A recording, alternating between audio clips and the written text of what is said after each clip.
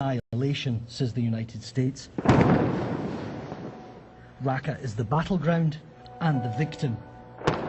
These are Western coalition bombs targeting the fighters of the so-called Islamic State. More than 5,000 hit Raqqa last month alone. An entire city has become a no man's land. Mile after mile, there's no life, no people. For years, IS terrorized and controlled these streets. Now, hundreds of those who called Raqqa home have been killed by coalition bombs meant to free them. The US-led mission disputes the figure and says that this is the most precise bombing campaign in history. They may be young and their army new, but the men of the Kurdish-led Syrian Democratic Forces are winning. IS promised a new empire would grow here. Instead, the corpses of its fighters fill the gutters. First Mosul, now Raqqa. The caliphate is already dead.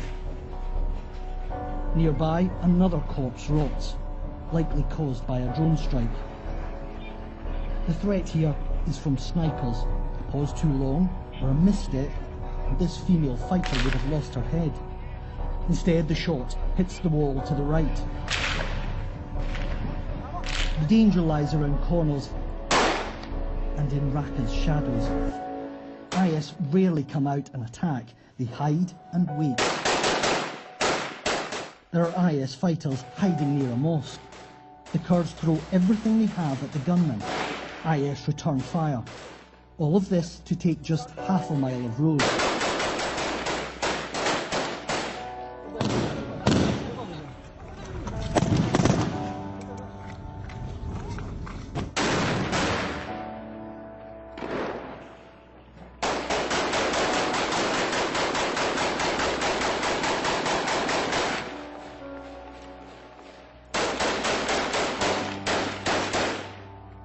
When all else fails,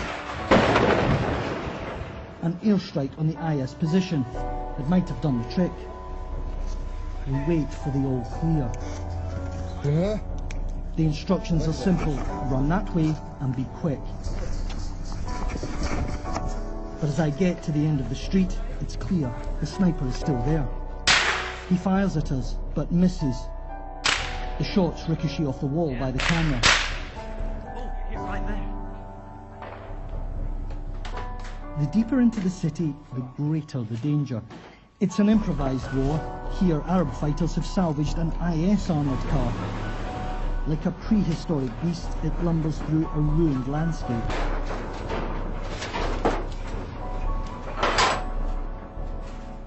Commander Abu Abdu knows that snipers only need a tiny window of opportunity. Even in captured ground, there's always the risk that IS will appear from behind. They've dug tunnels all over the city. The steel flanks of the armoured shield us through yet another sniper alley.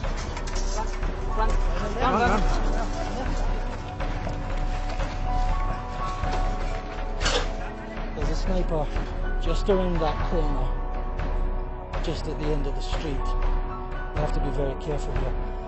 This is the centre of Raqqa, the very heart, if you like, of the Islamic State. Naim Roundabout is a few hundred metres away from here. Locals call it the Circle of Hell. For these fighters, it's critical territory to retake, but it's much more than that, because there their comrades and their friends were beheaded, and there they were crucified. When we take that territory, they say, we will cleanse Raqqa of the Islamic State. But before the cleansing, more blood has to be spilt. One of the fighters has been shot. IS control the rooftops, the men are pinned down. They're almost in panic, they're desperate. Their comrade is just out of reach. Again, an airstrike is called in. This time it works. Finally, they can get to him. He's rushed to a field hospital, but he doesn't survive. His name was Nadim Abu Aziz. He was 21 years old. The fighters are exhausted. They've had too many days ending like this. We'll keep going. We will sacrifice our blood for our people inside, because they're having a tough time, a really tough time. Yesterday Daesh attacked us with their men dressed as women, and there were big numbers, like 100. We thought they were civilians, and they also had children with them. And suddenly the civilians and children went to the side of the road, and then they started to fire at us.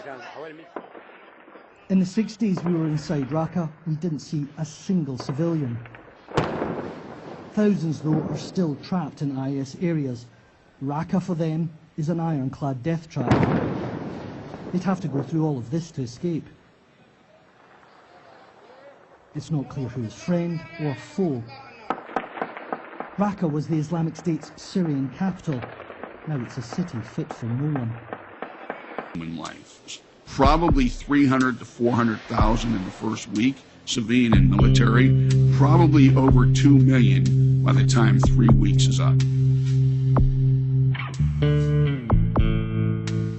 If I'm a North Korean commander, I will unleash the firepower of my artillery and inflict as much death and destruction on the South as I can. And in the first hours, there will literally be hundreds of thousands of artillery rounds and rockets fired to the South, and many of them into Seoul.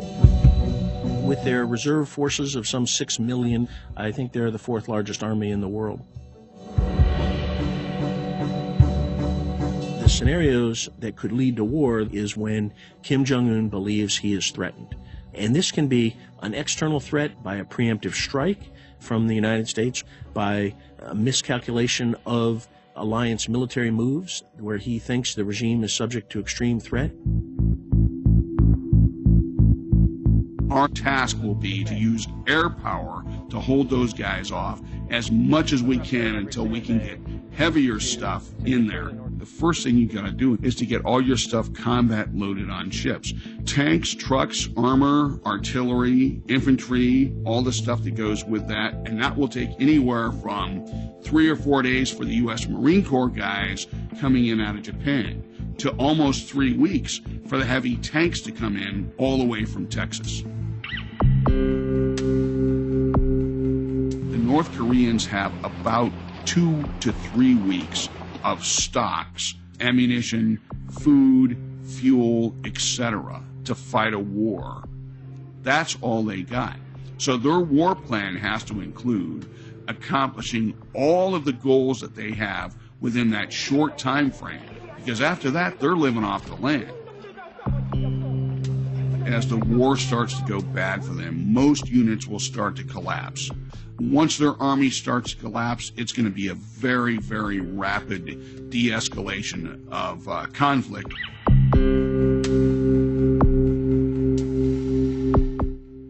When they know that, then what reason do they have not to use the nukes and take out several 100,000 Americans with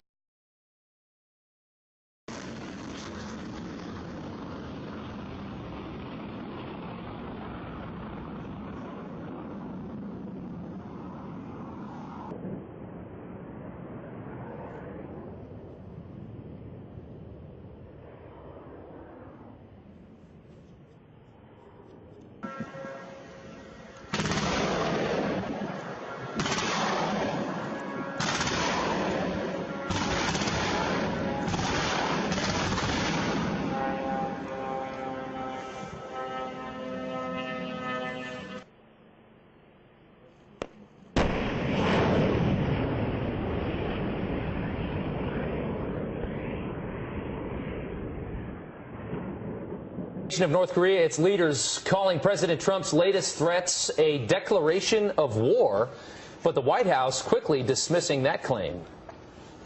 We've not declared war on North Korea, and frankly, the suggestion of that is absurd.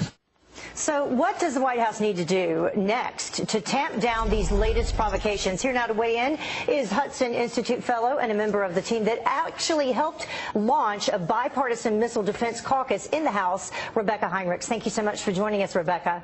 Good morning. So let's take a look at this tweet in question from President Trump right off the start. Get you to respond to this. He said, just heard Foreign Minister of North Korea speak at UN. If he echoes thoughts of Little Rocket Man, they won't be around much longer. Now, they consider that to be a declaration of war. They said as a result, they can shoot down U.S. missiles. They don't even have to be in their airspace. What do you think?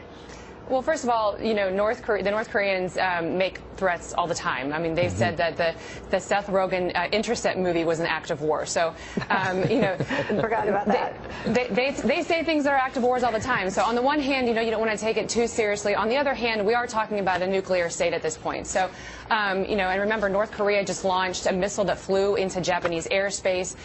If that's not an act of war, you know, it's amazing that they would think that flying B-1 bombers in international airspace over international waters would be. Of course, it is not. So the White House is right to push back forcefully. This is not an act of war.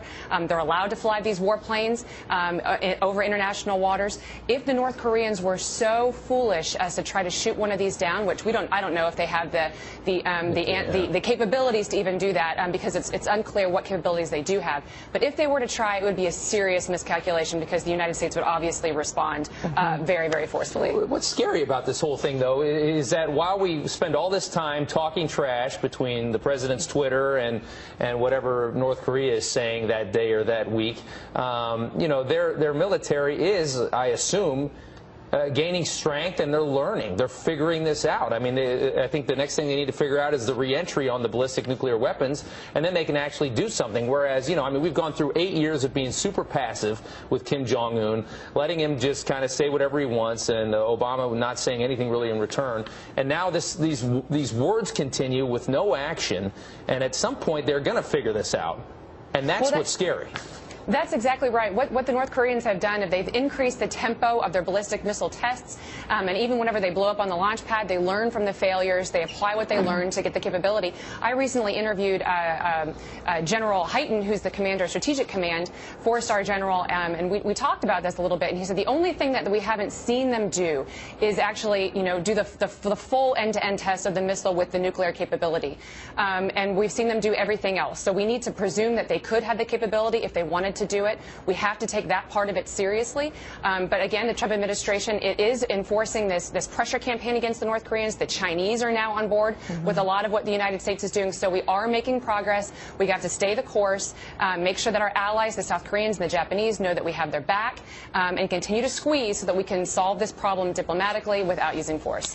Yeah, what's interesting is that with these bombers, they flew not only the furthest place north in the demilitarized zone than ever has happened in this century, they also flew without without South Korea or the Japanese planes escorting them. So, you know, we'll see what happens next. It definitely is escalating. They got to figure this out. Yeah, it's getting to be a little ridiculous.